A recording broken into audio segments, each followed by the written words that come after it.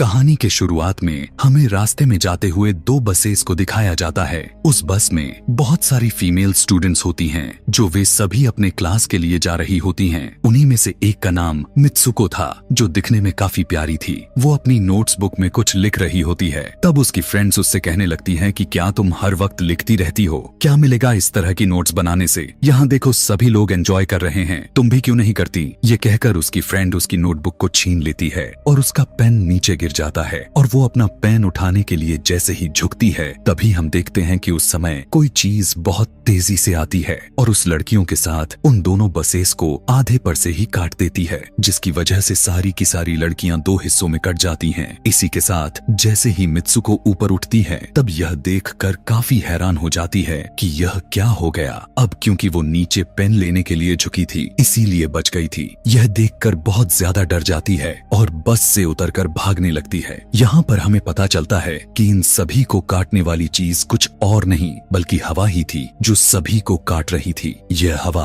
अब मित्सुको के पीछे भी पड़ जाती है। यह देखते हुए मित्सुको चिल्लाते हुए काफी तेजी से भागने लगती है। भागते समय उसे आगे चार लड़कियां और भी दिखाई देती हैं और वो उन्हें झुकने के लिए कहती हैं, लेकिन काफी देर हो चुकी थी। वो हवा उन्हें भी आधे पर से काट कर चली जाती है। लेकिन उनमें से मित्सुको एक लड़की को बचा लिया था कि तभी इन्हें कुछ साइकिलिंग करते हुए लड़कियां नजर आती हैं, जो कहीं पर जा रही थीं। उन्हें भी ये बचाने की कोशिश करती हैं, लेकिन वो हवा उनके साथ भी वही करता है जो अभी इनके दोस्तों के साथ हुआ और इसी दौरान वो लड़की भी मारी जाती है, जिसे अभी उस अदृश्य चीज से बचाया था। अब वो यह देखकर काफी डर जाती है और वो इधर उधर भागने लगती है। आगे हम देखते हैं कि मित्सुको जब एक नदी के पास जाती है, तो वो यह देखकर हैरान हो जाती है कि उस नदी में भी पहले से बहुत सारी डेड बॉडीज पड़े हुए थे, जिसने हवा ने यानी उस अदृश्य चीज ने काट दिया था। वहाँ से वो एक डेड बॉडी के कपड़े लेकर चेंज कर लेती है। अगले सीन में हम देखते हैं कि मित्सुको चलते चलते एक स्कूल में पहुंच चुकी है, जहाँ पर और भी बहुत सारी फीमेल स्टूडेंट्स थीं।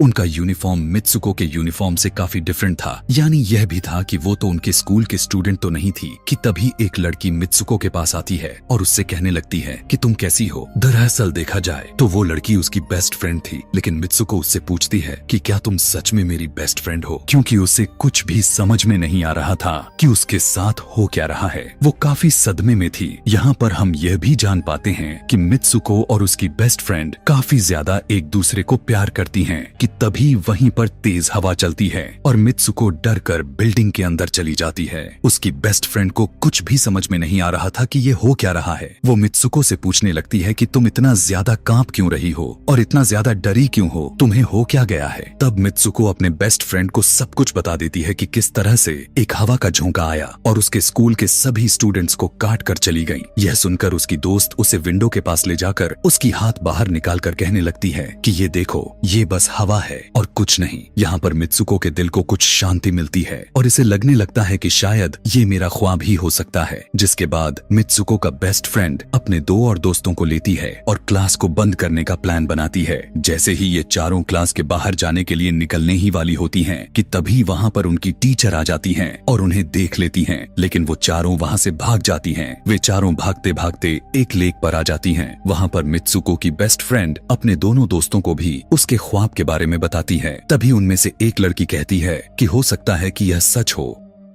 जैसे मिरर वर्ल्ड होती है जहाँ पर इस दुनिया से ऑपोजिट यानी उल्टा होता है। यह कहकर वो तालाब में एक पत्थर फेंक कर कहने लगती है कि देखो, यहाँ पर मैंने तो पत्थर फेंका है, लेकिन हो सकता है कि दूसरी दुनिया में मैंने ऐसा ना किया हो। कि तभी अचानक से उस तालाब में से एक क्रोकोडाइल निकल कर आता है, उसमें से एक लड़की को खा जाता है। फिर वो लड़की कहने लगती है कि देखो, मैंने कहा था ना, जो इस दुनिया में होता है वो उस दुनिया में बिल्कुल भी नहीं होता, और जो उस दुनिया में हो रहा है वो इस दुनिया में नहीं हो सकता। तो इसको भी उसी दुनिया में मगरमच्छ ने खाया है। और यहाँ पर ये देखो, ये तो बिल्कुल सेफ है। उसी लेक के पास एक बिस्तर यानी एक बेड नजर आता है। ये चारों उस बेड से तकिए को उठाकर खेलने लगती हैं कि तभी हम देखते हैं दूर से दो लड़कियां इन्हें देख रही थीं। उन दोनों लड़कियों में से एक ब्राइडल बनी हुई थी, क्योंकि ये दोनों लड़कियां आपस में एक दूसरे से शादी कर ली थीं। जिसके बाद उनमें से एक फ्रेंड बताती है कि हमें कुछ ऐसा करना होगा जो उस दुनिया में इम्पॉसिबल हो, क्योंकि हमारे हमारे किस्मत तो पहले से लिखी जा चुकी है, लेकिन हम इसे बदल भी सकते हैं। जिसके बाद ये सभी लड़कियां अपने स्कूल में वापस आती हैं और नेक्स्ट लेक्चर लेने के लिए क्लास में चली जाती हैं कि तभी मित्सुको देखती है उसके पास एक तकिया पड़ा हुआ है।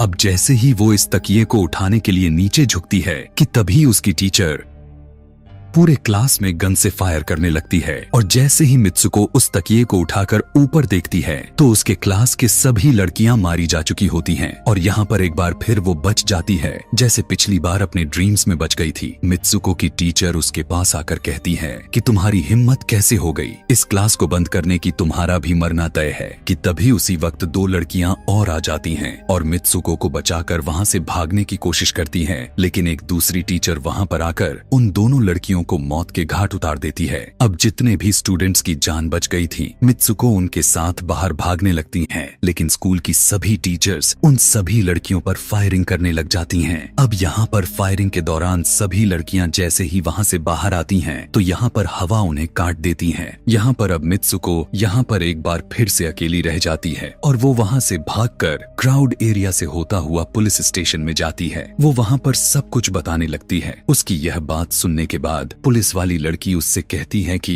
लेकिन तुमने स्कूल वाली कपड़े तो नहीं पहने हुए हैं। और जब वो उसके सामने एक मिरर को रखती है तब मित्सुको उस मिरर में देखती है कि वो तो एकदम से बदल गई होती है और लोग उसे मित्सुको के नाम से नहीं बल्कि उसे किसी और नाम से बुला रहे थे। यहाँ पर हमें पता चलता है कि उसकी शादी होने वाली थी। तब वही पुलिस ऑफिसर उसे उसकी शादी के लिए लेकर जाती है। यह देखकर आसपास के लोग उसे कॉन्ग्रेचुलेशंस दे रहे थे। अब जैसे ही वे सभी उसे लेकर चर्च पहुंचते हैं तो मित्सुको को बेस्ट फ्रेंड भी वहीं पर मौजूद होती है। मित्सुको उससे पूछने लगती है कि यह सब मेरे साथ क्या हो रहा है। तब उसकी दोस्त उससे कहती है कि अभी खामोश रहो, हम अभी किसी के कंट्रोल में हैं, बस जैसा मैं कहूँ तो तुम वैसा ही करो। और यह कहते हुए वो उसका वेडिंग ड्रेस पहनाती है और उसे वहाँ जाने के लिए कहती है। अब जैसे ही वो अपनी मैरिज सेरेमनी के लिए आगे बढ़ती है तो वहाँ की सभी लड़कियाँ उसका मजाक उड़ाने लगती हैं। यह देखकर उसकी बेस्ट फ्रेंड एक एक करके सभी को मारना शुरू कर देती है। जिसके बाद जैसे ही मित्सुको आगे बढ़ती है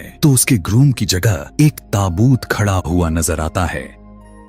उस ताबूत को खोले जाने पर एक बड़ा पिग बाहर निकल कर आता है। मित्सुको उसे देखकर काफी ज्यादा डरने लगती है और एक टूटी हुई बोतल से उस पर अटैक कर देती है। जिसके बाद मित्सुको और उसकी बेस्ट फ्रेंड चर्च से भागते हुए बाहर आ जाती हैं। यहाँ गेट पर भी दो लड़कियां इन्हें रोकने की कोशिश करती हैं, लेकिन मित्सुको की बेस्ट फ्रेंड इन्हें मारकर वहाँ से भाग जाते हैं। उधर मित्सुको दूसरी तरफ भाग रही थी क्योंकि अब उसे लगने लगा था कि उसके साथ कुछ ज्यादा ही गलत हो रहा है। आगे जाने पर एक और मिरर में खुद को देखती है तो वो एक बार फिर से खुद को बदला हुआ पाती है। अब जिस जगह पर मित्सुको थी वहीं पर रेस हो रही थी कि तभी उसके पास कुछ लड़कियां आकर उससे कहने लगती हैं कि तुम तो बहुत अच्छी रेसर हो, खड़ी क्यों हो, भाग क्यों नहीं रही। और जब वो भागना स्टार्ट करती है तब वो खुद में काफी एनर्जी फील करने लगती है। जिसके बाद मित्सुको रेस जीतने की पूरी कोशिश करने लगती है। भागते समय उसे अपने डेड फ्रेंड्स भी नजर आती हैं जो कुछ वक्त पहले उसके स्कूल में मारी जा चुकी थी। कि तभी उसी वक्त उसकी बेस्ट फ्रेंड भी आ जाती है। तभी ये दोनों नोटिस करती हैं कि वही पिग और वो औरतें जिन्होंने इनको चर्च में रोक रही थीं, वो सभी इन्हीं के तरफ आ रही थीं।